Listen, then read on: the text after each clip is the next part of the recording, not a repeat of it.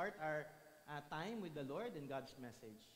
Let us pray. Lord, once again, we acknowledge your goodness and faithfulness, Lord, in our lives. And we pray, Lord, that once again, you will teach us and you will allow the Holy Spirit to work in our hearts, to truly understand your word and to come to growing faith, O God, in our Lord and Savior, Jesus Christ. Bless us, O God, as we come before you and help us to honor you in everything. In Jesus' name we pray. Amen. Ano nga po ba ang hatid na pagbabago ng kaligtasan na ating natanggap kay Kristo Jesus? Ano nga bang changes na ating natanggap? Kasi hindi ho pwede, you have come to faith and then wala pong change. Bahagi po ng pagiging Christian ay magkaroon po ito ng pagbabago o transformation para sa ating lahat. At ang bawat mananampalataya po, for sure, kanya itong na-experience. Na-experience po ito ng isang tunay na mananampalataya, yung pagbabago ng kanyang relasyon, unang-una sa Diyos, at ng kanyang relasyon sa kapwa. Dati walang relasyon sa Diyos dahil siya ay hiwalay sa Diyos dahil sa kanyang kasalanan. Ngunit dahil sa awa at biyaya ng Diyos, siya ay inilapit sa kanyang sarili sa pamamagitan ng kanyang anak na si Kristo Jesus. So sa life, death, and resurrection ni Jesus, ang taong dating patay sa kasalanan ay nagkaroon na ng buhay na walang hanggan dahil kay Kristo Jesus. So may new life na hatid, okay, ang ating relasyon kay Jesus Christ. Nung wala pa siya kay Jesus, kung naisip man niya na gumawa ng kabutihan, ito ay para ipagmalaki lamang sa Diyos at bilangin ito bilang kabutihan. Ngayon dahil kay Jesus, may kagalakan na siya na sumunod, magpasakop, magtiwala, magdepende at gawin ang kalooban ng Diyos dahil alam niya na ito ay magbibigay kalawalhatian sa Diyos na siyang nagligtas sa Kanya. So may changes kung ating pong titignan. Naunawaan niyo po ba yung na ito po ay may hatid na bagong relasyon sa Diyos, yung ating kaligtasan kay Kristo Jesus? At malaking pagbabago po ito. May takot na gumawa ng kasalanan dahil alam natin na ito'y hindi nakakaluwalhati sa Kanya. May tunay na ngayong kagalakan na dahil alam natin na ang Diyos ay sovereign at alam niya na tayong Kanyang mga anak ay hindi niya pababayaan. Tayo ngayon, because of our relationship, ay nakakalapit na sa Kanyang harapan at nakakapanalangin na at itinataas ang lahat ng ating mga concern at pinagtitiwalaan natin siya dahil ang ating Diyos ay tapat. Sa ating relasyon kay Jesus, buong puso na nating tinatanggap ang mga pagsubok sa buhay, mahirap man ito. Dahil alam natin na ito ay bahagi ng ating paglago kay Kristo Jesus. Tayo ay may kasiguruhan at may kapayapaan na kung tayo man ay mamatay man, ay atin siyang makakasama pang sa walang hanggan. Sa kagandahan ng ating natanggap na relasyon sa Diyos, dahil kay Jesus, inyo nga bang nakikita ang lahat ng pagpapalang ito? Kasi may changes po eh. Hindi po pwede. Hindi po I believe and therefore I can do whatever I want. It brings change sa ating buhay. Ito ba ay nagresulta sa inyong buhay ng tunay na pagpupuri, pagsamba, pagpapasalamat sa kabutihan ng ating Panginoong Diyos, sa Kanyang biyaya, awa at pag-ibig na ating natatanggap sa Kanya? So may resulta. Magandang relasyon at tayo nagre-resulta din ito ng pagpupuri sa Kanya. Pero hindi lamang bagong relasyon sa ating Panginoong Diyos, kundi bahagi ng kaligtasan na hatid din ng ating Panginoong Jesus is in your relationship sa ating kapwa. Diba? Tayo ay mas naging maunawain, mapagmahal, mapagpasensya sa mga taong malapit sa atin at maging sa mga taong wala pa kay Kristo Jesus. Dati po hindi ganon. Diba? Mahal ko lang nanay na ate ko. Yung ibang tao, wala akong pakialam dyan. Madali na mahalin actually yung mga kapwa natin sa church, pero yung mga tao na hindi bahagi ng church, kung atin titignan, sila nga din ba inyong mahal? Ang kaligtasang hatid ni Jesus ay may hatid na pag-ibig, hindi lamang sa mga taong kilala natin, kundi ito ay nag-i-extend na sa lahat. Diba? When we go out for the outreach, when we do evangelism, when we meet other people, may concern kagad tayong mga Christian. Teka lang, Christian na ba siya? Nabahagian na ba siya ng gospel? Nakakilala na ba siya kay Kristo Jesus? May concern na. May concern na tayo ngayon sa kaligtasan ng mga taong wala pa kay Jesus dahil nais natin silang mabahagian ng gospel. Hindi na tayo katulad noon na walang pakialam sa iba, kundi may puso na tayo na unawain ang ating kapwa. May pagnanais na tayo ngayon ay maglingkod sa kapwa. Di ba? Dati selfish tayo eh. Gusto natin pinaglilingkuran tayo, pero nung naging Christian tayo, we want to serve others. Na katulad ng ginawa din ng ating Panginoong Jesus na paglilingkod sa mga taong kanyang inabot sa kaligtasan. Sa bawat araw na tayo ay lumalago sa salita ng Diyos as we grow, dahil nag-aaral po tayo, nakikinig, nagbabasa, nananalangin, at tayo sa biyaya ng Diyos lumalago sa wangis ni Jesus, mas lalo pa nating nauunawaan kung paano pa natin mas mapaglilingkuran at mapapakitaan ng pag-ibig ang bawat isa. Di ba? May growth eh. Hindi lamang ako patient ngayon, and by God's grace, as I grow in the Word of God, I'm being more patient in the coming years because of His grace. So may changes. Nakikita ba ninyo ang hatid ng pababagong ito na kung kayo nga ay na kay Kristo Jesus? Ito din ang paalala ng writer, actually ng Hebrews, sa mga Hebrew Christians na kanyang sinulatan. Sa ating pag-aaral ng Hebrews chapter 12, verse 12 to 17, kung saan, sabi ko last Sunday, mahalaga na makita natin doctrine and life. Okay, truth, hindi lamang truth in our own thinking, na lumalago tayo sa ating knowledge about God, but ito po ay naisa sa buhay po natin, yung bawat katotohanan na ito. Na sila ay nakatanggap ng mga katotohanan, itong mga Hebrew Christians na ito, at pagtuturo na mula sa Diyos, yung kanilang paglawak ng kanilang pag-unawa regarding the supremacy of Christ, mahalaga po yun. Pero sabi nga, ang katotohanan na kanilang natanggap ay hindi dapat lamang iyon nasa kanilang mga isip, kung hindi ito ay kanilang maisabuhay din.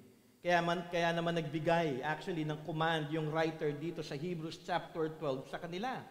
So kung ating titignan at susuriin yung Hebrews from Hebrews chapter 1 to 12, at least the half part of it, makikita natin doctrinal yung part po na yun. Marami pong mga pagtuturo patungkol kay Kristo Jesus dahil mahalaga na maunawaan nila yung supremacy, yung pagiging kataas-taasan ng ating Panginoong Jesus sa kanyang ginawang kaligtasan para sa ating lahat.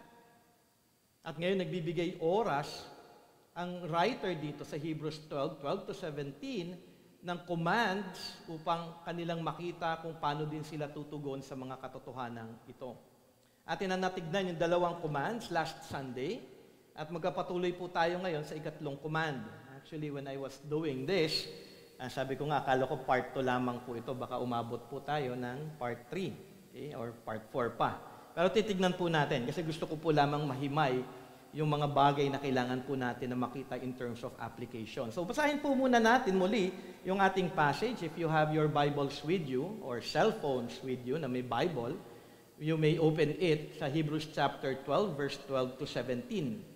It reads there in ESV, "Therefore lift your drooping hands and strengthen your weak knees and make straight path for your feet, so that what is lame may not be put out of joint, but rather be healed." We will be studying verse 14 today. Sabi po dito, "Strive for peace with everyone and for the holiness without which no one will see the Lord. See to it that no one fails to obtain the grace of God, that no root of bitterness springs up and causes trouble, and by it many become defiled. That no one is sexually immoral or unholy like Esau, who sold his birthright for a single meal. For you know that afterward, when he desired to inherit the blessing, he was rejected. For he found no chance to repent, though he sought it with tears." So tatlong bahagi po itong outline natin in Hebrews chapter 12, verse 12 to 17. At nakita po natin ito at naaral yung unang bahagi at pangalawa, strengthen those who are weak, straighten your walk, and then we will be studying strive for peace and holiness. Siguro kung ating pong titignan yung ating Bibles lamang, makikita po natin dito as we start, mahalaga yung salitang strive. Okay, sa verse 14. In other translation, yung salita pong strive in Legacy Standard Bible, yung English word na ginamit po dito is pursue. In Tagalog, in Filipino Standard Version, pagsikapan. Okay, at tayo ay familiar sa word na ito dahil tayong lahat ay may pinagsisikapan sa buhay. Di ba? Tama, mayroon kayong pinagsisikapan ngayon. Sana naman meron, ano? Dahil lahat po tayo may dapat na pinupursue. Kung wala, nakakapagtaka po yun. Ano yung pinupursue mo? Okay? Atin siguro gamitin yung word na pursue or pursuit in life. Ano nga ba yung pinupursue ng maraming tao ngayon? Kung atin titignan lamang yung mga tao, siguro ang iba ay happiness. Hindi ko lang kung napanood nyo na yung movie na Pursuit of Happiness, na actually in that movie, portray po doon yung happiness described by the world to be successful and be rich. Yung happiness daw matatagpuan lamang kung ikaw magiging successful at yayaman. No, kapag hindi ka mayaman, hindi ka rich, walang happiness. Nakakalungkot po yung view actually ng mundo regarding that. Ang iba naman po, pinupursue nila relationship. Okay? Pinagsisikapan nila na mahanap yung kanilang lifetime partner. Yung iba naman, healthy body. Gusto nilang maging buff. Gusto nilang meron silang six-pack or anything na healthy sa kanilang buhay. Okay? Wala pong masama sa mga bagay na ito, no? Having that healthy body. Pero para sa mga athlete, siguro ang kanilang pursuit is to become the champion or gold medal para doon sa mga talagang nag-aspire. Para sa mga employee, ano yung pursuit ninyo? Break para makapag-coffee. At dahil libre yung coffee sa office. Hindi po, promotion, siyempre. Siyempre, yung pinupursue ng maraming mga empleyado, maging may-ari sila ng kumpanya. Para sa mga estudyante, high grades. Okay? Gusto nila maging honor. Okay? Para maipagmayabang. Sana hindi naman, ano? Pero pursuit po ito ng estudyante. I do hope, siyempre, kung ikaw ay Christian, dapat lamang pursuit mo is high grades dahil it will glorify God. And siyempre, kung estudyante ka, dapat masipag ka, hindi ka tamad because laziness is sin. Ang tuon ko ay mapicture ninyo ang mga pinagsisikapan ng maraming tao ngayon. Okay? Nakukuha niyo yun? May pinipursue po tayo. Okay? Ang question ngayon, kung ako ay Christian, ano nga ba dapat ang pursuit ko? Meron ba? Meron po, tayo dapat na pinupursue bilang mga Christian. At dito po sa ating pag-aaral ngayon, may panawagan po to strive on something. Dahil sabi po sa Bible, meron. Sana makita ninyo na may tuon tayo mga Christian sa buhay na ipinagkaloob sa atin ng ating Panginoong Diyos. Dahil tayo, sabi ko nga kanina, tayo ay may bago ng relasyon sa Diyos at sa kapwa. Ang pursuit natin, sabi ng writer, is to pursue peace and to pursue holiness. Dalawang bagay po yun na sinasabi dito ngayon ng writer ng Hebrews sa mga Hebrew Christians at that time. If you have come to know Jesus Christ, you are to pursue these things. Peace and holiness. Peace in relation to man and holiness in relation to God. At malinaw na inihayag ito ng writer as a command. Command po ito, pag-uutos. So ibig sabihin, kapag ito ay command, dapat po natin itong ginagawa. When we do not pursue peace, we are then sinning against God. Ating aralin ang unang pursuit at ating aaralin yung ikalawang pursuit na payo ng writer ng Hebrews next Sunday. Medyo napahaba po ako dito dahil kailangan ko pong masagot sa inyo kung ano nga ba yung pursuing peace. Okay, ang word na pursue in Greek, sabi po sa Launida, which is the Greek lexicon, to follow with haste and presumably with intensity of effort. Yun po yung word ng pursuit. Okay, yung word na pursue. With haste and with intensity of effort. Maganda po yun kasi yung iba pong mga athlete, nagpursue po talaga sila with effort. Diba? Mag-train sila ng maaga, kailangan yung diet nila maayos, kailangan talaga hindi sila nai-injured, they do some exercises before they do something para hindi sila, mapilayan or something like that. Meaning, as we pursue peace with men, hindi tayo parang pabanjing-banjing lamang. With haste. Sabi nga, with intensity of effort. So, ginagawa ko ang paraan na aking magawa ang kalooban ng ating Panginoon. Pag pursuit niya is to be promoted, paano kayo sa work? Tatamad-tamad ba? Hindi ba with full effort, gigising ka ng maaga? Kung ang pasok mo ay 8 a.m., gising ka na ng anong oras? 8 a.m. Ganun ba? Hindi, di ba? With full effort, siguro kung gagayahin niyo yung buhay ni Lennox, pasok niya 10 ng umaga, 5 o'clock nagka-travel na siya. Nandun na siya sa school ng 6 a.m. 10 o'clock papasok niya. Hindi ko alam kung anong ginagawa niya doon. With effort eh. Di ba, syempre, gigising kang maaga, active, na gawin mo yung lahat ng work, on time, yung mga kailangan i-accomplish. Syempre, neat and clean ka, palagi sa office, professional ka kung magsalita, even at home, nag-work. Diba? Ganun yung iba eh. Habang natutulog, pinapanaginipan mo yung trabaho. Napag-usapan namin yun eh. Na even at home daw, habang natutulog, work pa rin eh.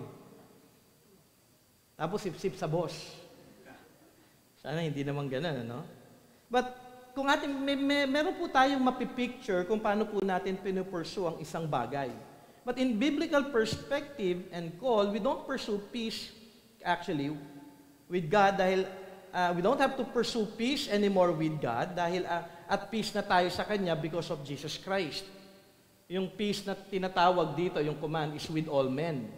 And because we have that peace of God through Christ, kaya dito sinasabi, relational with other people. Relational in a sense na gagawin natin ang lahat to be a peacemaker. To be at peace with other people. So paano ba maging at peace with other people? Actually, yung calling po na ito, hindi lamang po sa Hebrews, pero makikita din po natin ito sa Romans chapter 12 verse 18. Sabi po dito ni Paul, if possible, so far as it depends on you, live peaceably with all. So it is a command again. So ang panawagan na ito to live in peace ay inuulit in the Bible nang ibig sabihin na ito'y mahalaga na atin talagang pinupursue. Pero magiging question, paano natin ito maisa sa buhay? Paano nga ba mag-pursue ng peace? Ako, Brother Jay, in peace naman ako with everyone. Wala po akong kaaway. Talagang napakabait kong tao. Kahit inaaway ako, mabait ako sa kanila. So, parang minsan, nagiging vague yung pagiging pag-pursue po natin with peace dahil minsan we just live it that way. I have a book written by Robert Jones entitled Pursuing Peace at ito ay may chapter kung saan kanyang inihalahad sa scripture ang pag-pursue natin ng peace sa ating kapwa. At mahalaga po ito at ginamit niya doon sa kanyang book yung passage ng Colossians chapter 3 as an exhortation to pursue peace. Siguro tignan po natin yung context ng Colossians chapter 3. Kung may Bible po kayo, pwede nyo pong buksan ito. We will be going through that. Sideways lamang po tayo ngayon. Punta lamang po tayo with Colossians para makita po natin yung application of pursuing peace. We can only pursue peace if we are truly in Christ. Yung po yung pinaka-basic. Hindi nyo po kayo magkakaroon talaga, hindi nyo may-apply yung pursuing peace without Christ. Dahil sabi nga ni Paul in Colossians chapter 3 verses 1 to 4, if then you have been raised with Christ, so meron po siyang condition, if you have been raised with Christ, seek things that are above, where Christ is seated at the right hand of God. Set your minds on things that are above, not on things that are on earth. For you have died, and your life is hidden with Christ in God. When Christ, who is your life, appears, then you also will appear with Him in glory. So if you are in Christ, you are to seek Him, you are to set your mind on things that are godly, that are worthy, and are God-glorifying. So dito yung premise. Meron tayo, kung ikaw ay Christian, we seek Christ. Actually, yun po yung general answer, and we will be ending with that. If you want to pursue peace, you are to grow in Christ-likeness. Kasi magagawa po lamang natin yung bagay na yon through Christ. Then Paul adds in Colossians chapter 3, verses 5 to 11, kung ano yung mga bagay na dapat nating alisin sa ating buhay. Okay, we are to put off something. Okay, kaya nga sabi ni Paul, put to death, therefore, in verse 5 to 11 of Colossians 3, put to death, therefore, what is earthly in you. Sexual immorality, impurity, passion, evil desire, covetousness, which is idolatry. On account of this, the wrath of God is coming. In this you too once walked when you were living in them. So dito sinasabi lamang, namumuhay kayo dati sa mga kasalanan, tanggalin mo yung mga bagay na ito para makapag-pursue ka ng peace. But now you must put them all away. Anger, wrath, malice, slander, and obscene talk from your mouth. Do not lie to one another, seeing that you have put off the old self with its practices, and have put on the new self, which is being renewed in knowledge after the image of its Creator. Here there is not Greek and Jew, circumcised and uncircumcised, barbarian, Scythian, slave, free, but Christ is all in all. Ating talikuran na, sinasabi dito, alisin na, iwan na ang makasalanang pamumuhay dahil tayo ay binago na kay Kristo Jesus. Kung may put off, meron din pong put on. Magbabasa po natin ito sa Colossians chapter 3, verse 12 to 15. Ang karakter na nais ng Diyos para sa ating mga mananampalataya na nakatanggap ng kapayapaan kay Jesus, sabi ni Paul in verse 12, put on then, as God's chosen ones, holy and beloved, compassionate hearts, kindness, humility, meekness, and patience, bearing with one another, and if one has a complaint against another, forgiving each other as the Lord has forgiven you. So you also must forgive. And above all this, put on love, which binds everything together in perfect harmony. And let the peace of Christ rule in your hearts, to which indeed you were called in one body, and be thankful.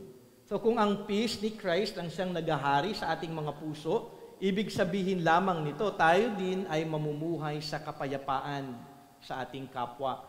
Pero yun nga yung question, paano ito? At malinaw na ibinigay ni Paul sa atin yung character na ito in verses 12 to 14. So aralin po natin isa-isa yung Colossians 3:12 to 14. Paano natin isasabuhay ang peace sa ating kapwa? Ito para at least maging malinaw sa atin. Am I pursuing peace?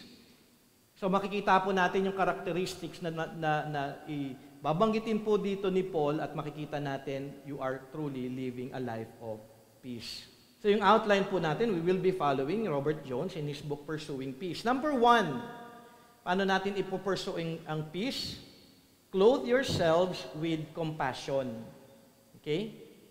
Sabi nga ni Robert Jones sa kanyang book, and I quote, compassion is that inward, deeply felt emotional response of pity for a suffering person coupled with a desire to alleviate that suffering. Okay? Siguro tignan po natin yung tatlong bagay na binanggit dito. Yung compassion daw, nakikita yung suffering ng isang tao, meron po siya na pity o response doon sa suffering na pinagdaraanan ng taong ito. And at the same time, meron po siyang action na ginagawa para doon sa taong nagsasuffer. Mahalaga po na makita po natin yon. We pursue peace with other people by showing compassion toward them. Kung ang isang tao ay dumadaan sa hirap, sakit man ito o hirap man sa buhay, we show peace by showing compassion. Siguro isipin na lamang po ninyo, no? Kung hindi nagpakita ang isang Christian ng compassion sa mga nangangailangan, ano yung mga mararamdaman ng mga taong ito? Ang sama naman nito. Nakita na nga naghihirap ako. Nakita na nga na ganito ang aking sitwasyon. Wala lang para sa kanya. Is that pursuing peace? Is that promoting peace? Siyempre, kapag ganun po, ang magiging reaction ng mga tao, kapag hindi po sila nakakatanggap ng compassion sa ating mga kapwa, anong mararamdaman nila? Pagtatampo? Diba? Magtatampo sila. Sobra naman ito. O kaya bitterness, sasama yung loob niya sa kanyang kapwa. O galit dahil nangangailangan sila pero deadma lang. Diba naiinis kayo sa kasama ninyo sa bahay kapag may sakit ka na tapos parang wala lang sa kanila? Napaka-walang compassion naman na itong taong ito. Pag ikaw next time may sakit, bahala ka sa buhay mo. Di ba? You're not promoting peace because you're not showing compassion. Hindi ito magre-resulta ng kapayapaan, kundi samaan ng loob at galit lamang sa ating kapwa. Hindi lamang ito magre-resulta ng samaan ng loob, kundi ito din ay hindi pagpapakita ng karakter ng ating Panginoong Diyos. Na puno ng compassion sa ating lahat. Sabi nga sa 2 Corinthians, sabi ni Paul in verse 3 to 4 of chapter 1, I'll be reading it in NIV, dahil doon po ginamit, kasi mercy po But here in NIV, ginamit po yung word na compassion. Sabi doon, praise be to God, and Father of our Lord Jesus Christ, the Father of compassion and the God of all comfort, who comforts us in all our trouble so that we can comfort those in any trouble with the comfort we ourselves have received from God. So tayo na naka-receive ng comfort from God, gusto ng ating Panginoon, maipakita din yung comfort na ito sa ating kapwa by showing compassion. Kung hindi tayo namuhay with compassion, atin din hindi isinasabuhay ang karakter ng ating Panginoong Diyos na puno ng awa. Kaya nga po hindi lamang ito, alam mo yun, kasalanan in a sense that hindi ka nagpakita ng compassion sa inyong kapwa, which does not promote peace. Hindi lang din po ito pagsunod natin doon sa karakter ng ating Panginoong Diyos. Maging ang ating Panginoong Jesus, ating tatandaan ay namuhay with compassion. In Matthew chapter 9, verse 35 to 36, sabi po dito, "And Jesus went throughout all the cities and villages, teaching in their synagogues and proclaiming the gospel of the kingdom and healing every disease and every affliction. When he saw the crowds, he had compassion for them, because they were harassed and helpless, like sheep without a shepherd." So kung ikaw ay Christian, kung ikaw ay isa na kay Jesus, mahalaga na makita din sa ating buhay ang kanyang buhay, ang buhay ni Kristo Jesus. So if you are saying that you are pursuing peace, are you living a life of compassion? Mahalaga po na makita natin yun. So may compassion nga po ba tayo na ipinapakita sa ating kapwa? So number 1, pursuing peace is putting on a compassionate heart. Number 2, clothe yourselves with kindness. Sabi nga ni Robert Jones, and I quote, "Kindness means showing mercy and doing good even to people who do not deserve it or who deserve the opposite." In Luke chapter 6, verse 35 to 36, sabi po dito, "But love your enemies and do good and lend, and expecting nothing in return, and your reward will be great, and you will be sons of the Most High. For He is kind to the ungrateful and the evil. Be merciful, even as your Father is merciful." At siguro ito yung isang karakter na tayong lahat ay guilty. Okay, na hindi natin tunay na nagagawa ng mula sa puso. Tayo madalas, kind sa mga tao na, kind lang din sa atin. Di ba? Ako, mabait lang ako sa mga, di ba? Teka lang, bakit ako magpapakita ng kindness sa kanya? Hindi nga siya kind sa akin eh. Dapat lang maging unkind din ako. Ganun po yung heart ng maraming tao, even Christians. Di ba? Yung sama-sama ng loob niyan. Ba't matutulungan yan? Ayokong maging kapartner yan sa project. Last year, hindi yan tumulong. Bahala siya. Bumagsak sana siya. O kaya, kunyari sa mga project sa work, ay naku, tanggalin na dapat yan. Diba? Parang walang kawalan. Sino yung nagtanggal sa akin sa work? Ay siya. Aaway na yon. They're not pursuing peace. Diba? Bakit kaya gano'n ang tao? Dahil tayo ay hindi lamang likas na hindi kind, kundi tayo, in a sense, dapat makita ninyo that you are selfish. Lahat po tayo selfish. Gusto natin mag-benefit lamang doon sa mga tao na magbe-benefitan natin at ayaw natin doon sa mga tao na hindi tayo magbe-benefit. Dahil selfish po tayo. Kaya nga we are to put off a lot of things in our lives. Dapat tanggalin natin yung mga bagay, kung tayo na kay Kristo na, alisin natin ang mga pag-uugali natin na hindi tama at kasalanan sa harapan ng ating Panginoon.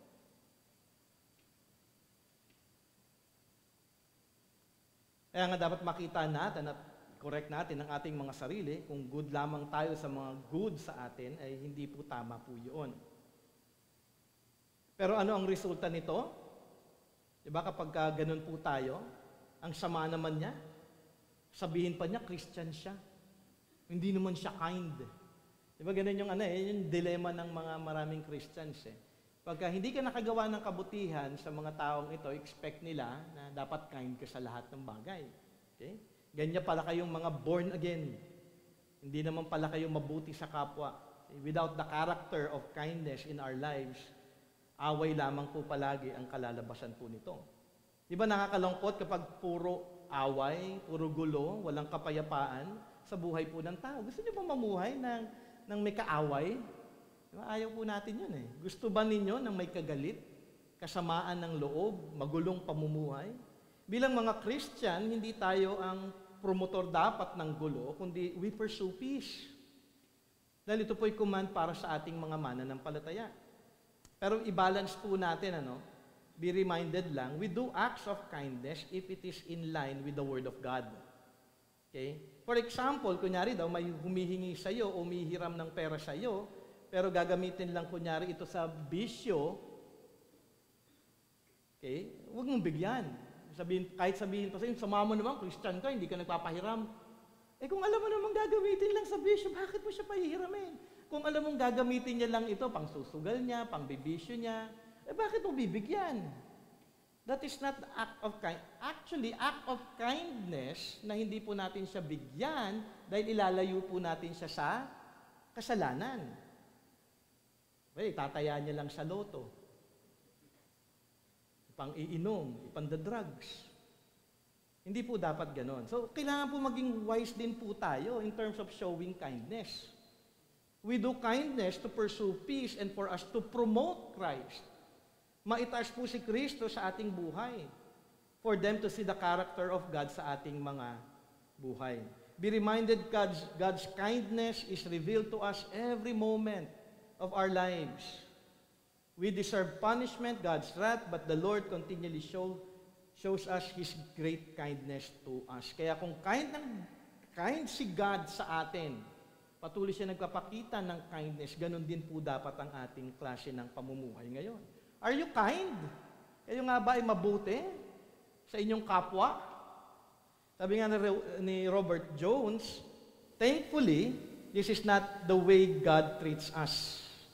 And it is not the way we have to treat others. How is it possible for you and me to show kindness in this situation? The answer is simple but profound. Kindness does not depend on the other person's character. It depends on us. God does not call us to show kindness to the other person because the other person deserves it, but because God deserves it, and because He wants His sons and daughters to be like Him. So, hindi mo to gagawin for the person, you are doing it for God. Diba? Kung tayo kailangan magpakita ng kindness, it's because we want to glorify God. So, number 2, pursuing peace is putting on kindness. Okay, number 3, clothe yourselves with humility. Sabi din ni Robert Jones, and I quote, humility means recognizing that all you have comes from God and that you are absolutely dependent on Him as both your Creator and your Redeemer. Okay. Alam ba ninyo ang madalas na pinag-uugatan ng gulo o away o kawalan ng peace? Alam niyo kung ano? Pride. Yan yung pride. Dapat makita po ninyo yan. Kung bakit palaging may gulo, bakit palaging, anong gulo-gulo? Because of pride. Dahil po, mayabang ang tao. Ayaw magpatalo, gusto masunod ang sarili, gusto na siya palagi ang bida, kaya ang buhay magulo. Bilang mga Christian, ang panawagan ni Paul sa atin ay i-put on ang character of humility. Dahil ito ay yung character na nais ng Diyos para sa ating lahat na kanyang hinirang sa kaligtasan. At paulit-ulit po ito in the Bible, yung humility. Okay, sa Isaiah 66, verse 2, yung second part po. But this is the one whom I look. Ito daw yung tinitignan ng Panginoon. Diyos, ito yung tinitignan ni God na nais niya para sa kanyang mga tao. He who is humble and contrite in spirit and trembles at my word. Yun yung nakaka-please kay God. Gusto niyo mag-glorify si God? Gusto niyo ma-honor si God in your life? Then put on humility. Live a life of humility. Micah chapter 6 verse 8. He has told you, O man, what is good. And what does the Lord require to you but to do justice and to love kindness, andun na naman yung kindness, and to walk humbly with your God. Ito po ay nais ng Panginoon. Ito yung kanyang inutos para sa tao. Maging sa 1 Peter chapter 5 verse 5, likewise you who are younger, but be subject to elders. Clothe yourselves, all of you. Yan, nandito ulit. Kanina, put on. Ito, clothe yourselves with humility toward one another. For God opposes the proud, but gives grace to the humble. With these passages, makikita natin ang kahalagahan ng character of humility. Kaya naman ang mga taong mayayabang inyong makikita, magulo ang kanilang isip, magulo ang kanilang pamilya, magulo in general ang kanilang buhay. Wala po kasi dahil puro yabang eh. Puro sarili eh. Ang isang Christian ay namumuhay, kung ang isang Christian ay namumuhay in humility, ang resulta nito, sabi nga, ni Robert Jones, humility means preferring others over me. Siguro, mas inuuna po natin ang iba, higit sa ating mga sarili. Kaya nga sabi sa Philippians chapter 2 verse 3, do nothing out of selfish ambition or vain conceit, but in humility consider others better than yourselves. You serve others. Kayo yung mahalaga, hindi ang aking sarili. It means taking the last seat. Kung kumbaga, sige ako na yung papahuli. Kunyari daw sa kainan. Ito yung paborito ng BSL eh. Hindi yung parang sa yung palaging nandun, ako una. Sa gaagawan, nagkakagulo na. Hindi naman nangyayari sa atin yung kaguluhan. No? Pero kumbaga, you would wait, oh, nakakain na ba si ano? Ang concern mo yung iba. Hindi kayo kukuha ng marami. Bahala na yung iba dito. Kaya ngayon, magkakaroon ngayon ng bitterness. Kasi iniisip mo lang sarili mo, pride eh. Alam mo yan, pride is always selfish. But you look to other people. Iniisip po natin palagi yung kapakanan ng iba more than ourselves. And ipagpasalamat niyo po sa Panginoon kung hindi po kayo selfish. Siguro maganda nga magkaroon ng bawat isa talaga ng anak. Ako natutunan ko yun kay James. Yung kahit minsan gutom na ako, pero pag gutom si Boy, talagang, sige anak, sa'yo na yan. Namatay na ako sa gutom. Pero okay na sa akin yung kaunting bahagi lamang. I'm happy with that. Kasi you would kasi kapag may anak ka you don't look to yourself anymore. Yun po yung isang reality ng pagiging tatay o ng isang magulang. Isang bagay na blessing po na part ng transformation or growth ko as isang father is to be more loving sa kanya na inuuna mo na siya more than yourself. Dati kasi, ako muna.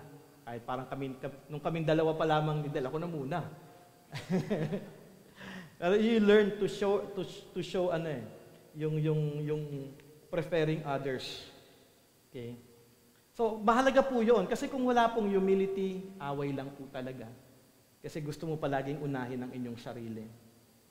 So, anong resulta kapag may humility? Tayong isinasabuhay araw-araw, peace with men. Okay? Pursuing peace, number 3, is putting on humility. Number 4, clothe yourselves with gentleness. Okay? Sabi po sa Leonida, at maganda po yung definition po dito, sabi nga, gentleness of attitude and behavior in contrast, okay, kabaliktaran daw siya with harshness in one's dealings with others. Gentleness, meekness, or mildness. Okay? Ano yung kabaliktaran ng pagiging harsh? Gentle. Yung kabaliktaran ng gentleness is harsh. Ano yung harsh? Ang harsh po na tao is cruel or bitter or sa Tagalog, meron po siyang magaspang na pag-uugali. Parang ang pangit pakinggan, So, kung ikaw not pursuing peace, ibig sabihin, maaari ikaw, ang iyong ugali ay magaspang. Maliban na lang kung gusto nyo ng mga magagaspang. Ito yung character ni Paul na ipinakita sa mga taga-Thessalonians. Okay? Sa mga mananampalataya sa Thessalonica. Sabi sa 1 Thessalonians 2, 5-7, for we never came with words of flattery, as you know, nor with pretext for greed. God is witness. Nor did we seek glory from people, whether from you or from others, though we could have made demands as apostles of Christ. Ganda po ng verse 7. But we were gentle among you. Tapos may definition pa siya dito, i-describe niya po yung gentleness. Like a nursing mother taking care of her own children. Alam niyo yung nursing mother, harsh ba yung mga yon? Ay, gutom na yung anak ko. Dito ka. Di ba? Gentle mother, maingat, inaalagaan, gentle siya sa pag-aalaga. Kasi baby yung kanyang hinahawakan eh. Nursing nga eh. Iniingatan niya ito. Ganun po dapat tayo sa ating mga kapatiran. Ganun din po tayo sa ibang mga tao. We should not be harsh with them. We should show gentleness sa kanilang, dapat po tayo po ay namumuhay in gentleness. Hindi lamang iyon, ito din ay karakter ni Jesus. Kaya po tayo napapalapit sa ating Panginoon. Kung ang ating Panginoong Jesus, harsh, lalapit ba kayo sa Kanya? Diba hindi? Kundi nainganyo po tayo, na-encourage po tayo na lumapit sa ating Panginoon dahil meron po siyang declaration na ito. Sabi po sa Matthew 11, verse 28 to 29, "Come to me, all who you labor and heavy laden, and I will give you rest. Take my yoke upon you and learn from me, for I am gentle and lowly in heart, and you will find rest for your souls." Kaya, di ba, when we go to Christ, we experience His gentleness, na ang Diyos napakabuti, ang Diyos ay napaka-patient, napaka-loving, napaka-understanding sa atin, na tunay na atin siyang mapagtitiwalaan. Di ba? We can trust a person na gentle. Ay, hindi. Ito, makakalapit ako sa kanya. Dahil siya ay gentle, madali siyang kausap. Masarap siyang kausap. Siya ay nakikinig at marunong umanawa. Pero kung isang tao ay harsh, ano nangyayari? Kunyari sa ating church, kung harsh kayo, di ba, syempre, lalayuan mo yung mga taong may mga magagaspang na pag-uugali. Pagpasok niyo pa lang kunyari dito, na si harsh. Maglakad pa lang, ang harsh na. Di ba, parang, hindi po tayo mag-i-enjoy eh. Kapag may isang kapatiran po tayo na, alam mo yun, magaspang ang kanyang pag-uugali, you will not enjoy it. And at the same time, tayo din magja-judge sa kanya, and you will lead other people to sin.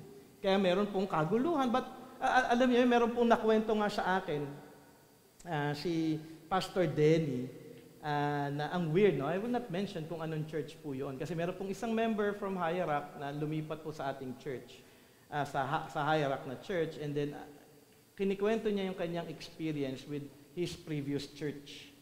At yung kanyang experience doon, kinikwento nga sa akin ni Brother Denny. Si Brother Denny, alam niyo magkwento yan, di ba? Minsan may actions yan. Naglalakad siya sa hallway, babanggain daw siya. Sinin nyo na lang yun, ano? Habang kinikwento sa akin ni Brother Denny during Solo Cristo Camp, sabi ko talaga? Sabi nga ni Denny, ang conclusion niya, alam mo yung church mo, hindi church, parang high school. Ganun yung high school, di ba? Yung parang yabangan, pataasan ng ere, yung parang, alam mo yun, yung habang naglalakad daw siya, pag-uusapan siya, papakita pa talaga nagbubulungan, tapos sa Facebook, babanggitin pa yung pangalan mo, may mga sabihin na hindi magaganda. Yun po yung harsh. Hindi po magandang pag-uugali. Anong resulta? Away-away, galit. But as a Christian, we pursue peace. Because we want to promote the character of God. We want to show the character of Christ to one another because ito po ay calling nating lahat. Tayo ay tinawag to strive for peace, to pursue peace with all men. Kaya po ating isabuhay ang karakter ni Jesus upang ang mga tao ay mailapit natin sa Kanya. Kung harsh ka, hindi mo po ma-encourage ang isang tao to grow more in Christ. Diba? Pero kung gentle ka, brother or sister, yeah, you may have sin, but there is forgiveness, there is hope. Let me help you. Magtulungan tayo para lumago tayo kay Kristo at sama-sama tayo na magbigay ng kaluwalhatian sa Kanyang pangalan. Ganun po dapat eh. We pursue peace. And we pursue peace by putting on humility. Number 5, clothe yourselves with patience. At maganda po yung definition na ibinigay po ng Launida dito. Sabi po doon, a state of emotional calm. Ganda, no? In the face of provocation or misfortune and without complaint or irritation. Parang hirap, ano? habang binabasa ko ito at inaaral, ang galing kasi ng definition dahil may description na. Kumbaga parang habang binabasa mo siya, yung definition nito, napipicture mo na. At kung ako magdidepende lamang on my own capabilities, on my own strength, provocation, misfortune, without complaint, and or irritation,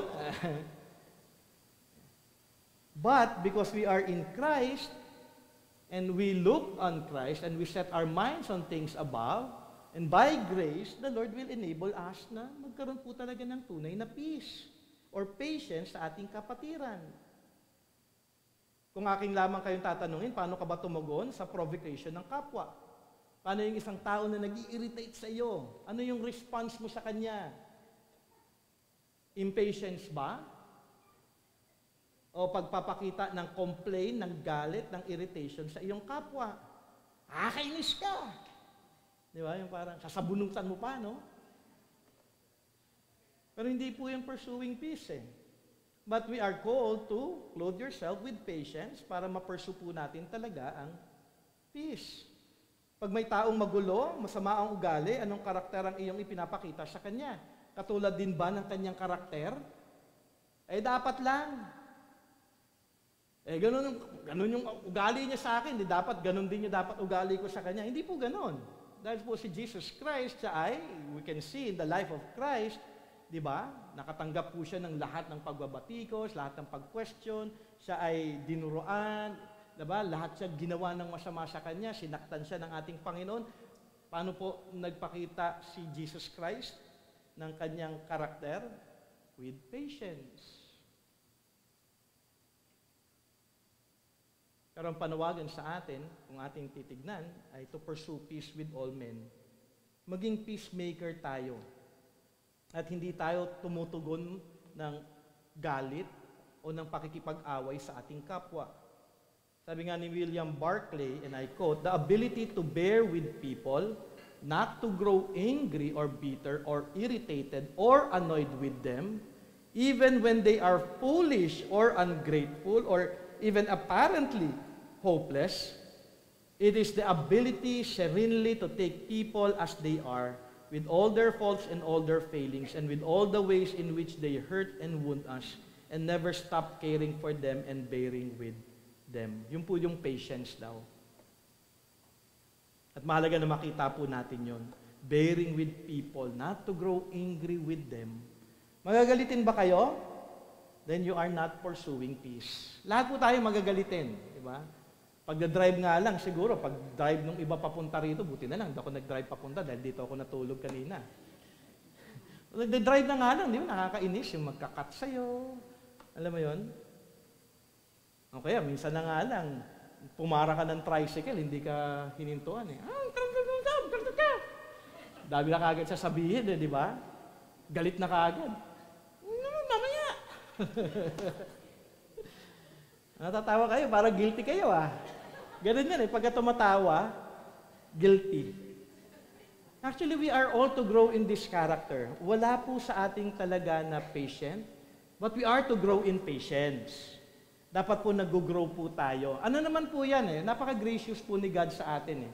Dahil in every step in our lives, sa ating buhay po, step by step naman yung paglago natin eh. Diba? We grow in patience sa mga pero dapat matuto po kayo, no? Hindi yung parang may opportunity na to grow in patience at babaliwalain nyo po yung sitwasyon po na yun.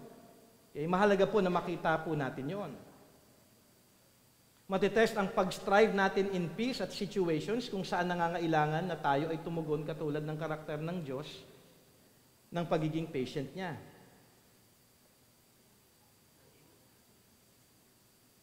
Kung atin lamang po titignan, in God's perspective, hindi ba tayo nakakainis din? Nakita nyo ba na nakakainis kayo? Yung sarili nyo, kapag ako, tinitignan ko yung sarili ko, Lord, oo nga, nakakainis ako. Nakakagalit din ako before God's eyes, dahil sa ating kasalanan na ginagawa. Pero ang ating Diyos ay patient pa rin sa atin. Alam mo kung paano niya pinapakita yung patience niya sa atin? Hindi niya tayo pinapatay kaagad. Di ba? Kung si God, out of His anger, itong to si Jay, paulit-ulit na ito, sobra na Patay. Di ba? Pero hindi, God is so patient with us. At patuloy lamang siya, dahil tayo kanyang mga anak, inaral natin nga yung una, patuloy lamang ng ating Panginoong Diyos ay magdidisiplina sa atin. Tinatawag tayo na mag-repent at bumalik sa Kanya. Ganun po ka-patient si God, ganun po siya kabait, ganun po siya na nagnanais na tayo matuto doon sa ating mga kasalanan. ito din dapat yung maging karakter natin sa ating kapwa. Ano man ang ipinapakita nilang ugali na masama, nawa sa tulong at biyaya ng Diyos, kaawaan niya tayo na tayo ay tunay na tumugon with patience din sa kanila. Ito din po yung panawagan ni Paul sa mga taga-Efeso. Sa Ephesians chapter 4 verses 1 to 3, sabi doon, "Therefore, a prisoner for the Lord, urge you to walk in a manner worthy of the calling to which you were called. You have been called with all humility and gentleness, with patience, bearing with one another in love, eager to maintain the unity of the Spirit in the bond of peace." So pursuing peace, number 5, is putting on patience. Okay, number 6, 300 po ito. Tagal pala, hanggang 8 lamang po. Number 6, clothe yourselves with forbearance. Minsan ito po, synonymous na po yung mga susunod na mga characteristics natin pong titignan. Colossians 3:13, sabi nga doon, bearing with one another, and if one has a complaint against another, forgiving each other. As the Lord has forgiven you, so you must also forgive. Forbearance, on older term, forbearing with each other, ay para pong synonym o for relational patience. Okay? So, relational patience siya. In Lunida, kung ating pong titignan ito in the Greek definition, to be patient with, in the sense of enduring possible difficulty. To be patient with. Yun po yung pagkaka-define po dito sa Lunida. Maging ready ka na mag-endure sa kakaharapin mo pang difficulty. So, patient ka na, pero dapat matuto ka din mag-grow in the aspect and characteristic of forbearance. Dahil in our life, siguro sa tagal nating magiging Christian na rin, for some, alam natin na marami pang pagsubok, di ba? Ang daming challenges. Every year, marami po tayo iba't ibang mga challenges na pinagdaraanan. Marami din po tayong mga challenges na pinagdaraanan with other people. And you have to forbear. Kumbaga parang mag-expect ka na that there are situations kung saan magiging difficult yung situation mo, mag-forbear ka. Maging patient ka sa lahat. Dahil alam na ng writer na hindi magiging madali na makisama sa mga tao at mga tao, dahil ang tao po ay paiba-ibang ugali, minsan talagang in a lot of ways nakakagulat, paalala po dito ng writer ay to forbear. Kung malinaw ang verse 12 na put on natin ang mga karakter na ating inaral, compassionate heart, kindness, humility, meekness, and patience, dito ina-add ni Paul, bear with one another. Bear even more. Mas lalo kang maging patient pa. So kung naging patient ka, kunyari, for example, ako naging patient ako sa isang tao. Yung taong ito, kailangan ko pang maging mas patient pa. So you have to forbear dahil marami pa rin siyang ipapakita ng mga ugali na hindi maganda. So for the purpose of pursuing peace, dapat tayo ay handa po sa mga bagay na ito. Difficulty will come. Tayo ay namumuhay sa mundong makasalanan. Hindi po natin pwedeng expect na kunyari daw yung anak natin ay naging Christian na okay na. Hindi po. Mag-struggle yan, marami pang mga bagay na yan, may mga ugali pa yan na babaguhin ng ating Panginoon, katulad nating lahat, dahil tayo pa rin ay patuloy na binabago ng Panginoon, ang Diyos din sa ating lahat nagpo-forbear. Di ba? Then i-apply mo yung panawagan ng Diyos na ating sundin ang kanyang character.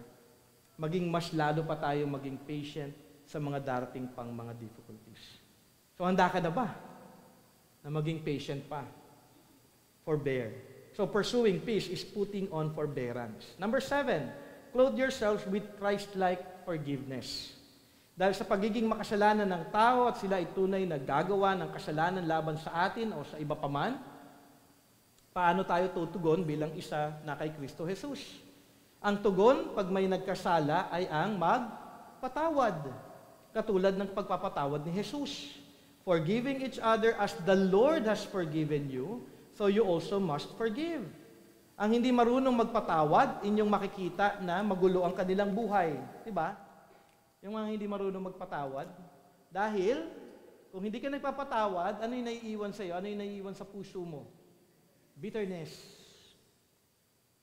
Puno ng galit, inis, reklamo, complaint sa kapwa. Ito hindi lamang niya actually maitutuon sa isang tao kapag bitter, angry siya dito, hindi niya pinorgive ito, madadamay na ibang mga tao. Sila lang, ganun din niya, katulad din niya. Kita mo yun? Yung nakakita ninyo yung complexity ng buhay? Kaya hindi po ito mag-result ng peace sa kapwa dahil kailangan po natin talagang tunay na mag-forgive. At yung klase ng forgiveness katulad ng Christ, tunay na forgiveness. Hindi siya yung parang, alam mo yun, labas sa ilong. Okay na. Okay na yan. Tama ko magagawa sa iyo. Ganyan ka na talaga. I forgive you. Pero hindi sa puso. Tapos pag ginawa ulit yung kasalanan, sabi ko na nga ba eh. Totoo, no? Dahil nakikita natin yun sa pag-uugali natin eh. Ang sama natin eh. Sabi ko na nga ba, dapat di ko na pinatawad to eh. Papatawarin ko na naman ngayon. Paulit-ulit na lang. Lord, ilang beses ko ba ito patatawarin? 77 times, Pero yun nga po, we had to truly forgive. And then when they sin, then you have to truly forgive again. Katulad ni Christ. Paano ba mag-forgive si God? Diba? Diba? As far as the east is from the west, kinakalimutan niya na yun. Binabalik niya ulit at nire-restore niya na ulit yung relationship na ito. Meron siya ulit trust dun sa taong iyon. Ganun po yung dapat na pagpapakita natin ng kapatawaran. Dahil kung hindi, nag-i-expect lamang tayo. To, for sure, kung yan, may kausap ka pa, pinatawad ko yan. Pero untayin mo, 1 buwan. Hindi po ganun si God eh. Then we are to follow the example of Christ. Kaya nga po malinaw in Scripture. At pagka malinaw po ang Scripture, kung anong klaseng forgiveness, sundin po natin ito. Hindi natin kayang gawin, then we are to pray. Lord, help me to truly forgive. Ang sakit po talaga ng ginawa niya sa akin, but Lord, help me na maalis po, alisin niyo po yung bitterness, alisin niyo po yung sama ng loob ko, para Lord, may peace talaga kami sa isa't isa, para mag-glorify kita sa aking buhay. Sabi nga ni Paul in Ephesians 4:31-32, let all bitterness and wrath and anger and clamor and slander be put away from you. Alisin mo lahat ng yan. Kasi mananatili yan eh, kung hindi ka forgiving.